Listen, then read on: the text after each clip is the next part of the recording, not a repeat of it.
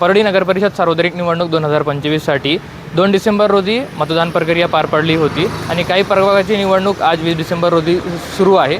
उद्या 21 डिसेंबर रोजी परळी नगरपरिषदेची मतमोजणी होणार आहे। या मतमोजणी संदर्भात आपण निवडणूक अधिकारी यांच्याशी बोलण्याचा प्रयत्न करणार आहात की उद्या मतमोजणी कशी होणार आहे, साधारणतः किती वाजेपर्यंत निकाल लागणार आहे आणि एका प्रभागाला किती वेळ लागणार आहे, या संदर्भात आपण परळी निवडणूक अधिकारी यांच्याशी बोलण्याचा प्रयत्न करणार आहात की ह्याबद्दल ते काय सांगणार आहे। परळी नगर परिषद सार्वत्रिक निवडणूक 2025मध्ये आपले 88 मतदान केंद्रावर 2 डिसेंबर रोजी मतदान प्रक्रिया पूर्ण झालेली आहे आणि आज 15 मतदान केंद्रावर उर्वरित मतदान प्रक्रिया पूर्ण होत आहे।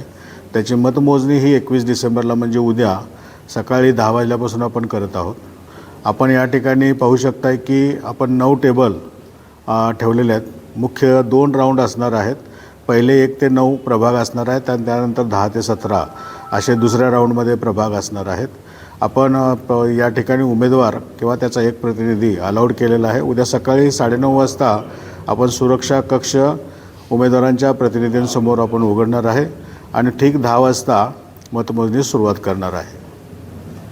साधारणतः पूर्ण जो प्रभागाचा निकाल आहे तो कधीपर्यंत घोषित होईल? साधारणतः आपल्या एका प्रभागामध्ये 3 ते 6 किंवा 7 केंद्रापर्यंत केंद्रांची संख्या आहे।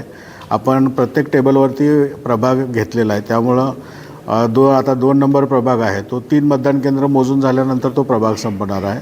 नंतर उर्वरित जे प्रभाग आहेत जशी जशी त्यांची केंद्र संख्या आहे तेवढी केंद्रांची संख्या, पहिला राऊंड जो आहे तो आपला पूर्ण तो प्रभाग संपल्यानंतर दुसऱ्या प्रभागाचे लोक त्यामध्ये येणार आहेत। साधारणतः 2 तासामध्ये एक राऊंड संपेल आणि दुसरा राऊंड संपायला 2 तास म्हणजे 4 तासामध्ये संपूर्ण मोजणी प्रक्रिया पूर्ण होईल असं अपेक्षित आहे।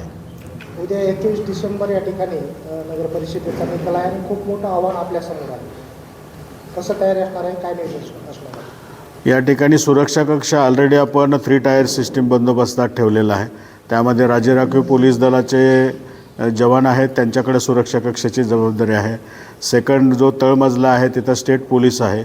त्यानंतर CCTV कव्हरेज, सगळी इमारत प्लस स्ट्रॉंग रूमचा कक्ष हा CCTV कव्हरेज आहे। म्हणजे 3 टायर सिस्टीममध्ये ऑलरेडी सुरक्षा कवच ठेवलेलं आहे। उद्यासाठी आपण प्रिकॉशन ही घेतलेली आहे की 100 मीटरच्या परिसरामध्ये सर्व उमेदवारांना तपासून त्यांची तपासणी करून जे उमेदवार आहेत अथवा त्यांचा प्रतिनिधी आहे त्यांनाच या ठिकाणी अलाउड केलेलं आहे आणि राऊंड वाईज आपण ते उमेदवार आत घेणार आहोत। त्यामुळं अगदी शांततेत आणि व्यवस्थित प्रक्रिया पार पडेल।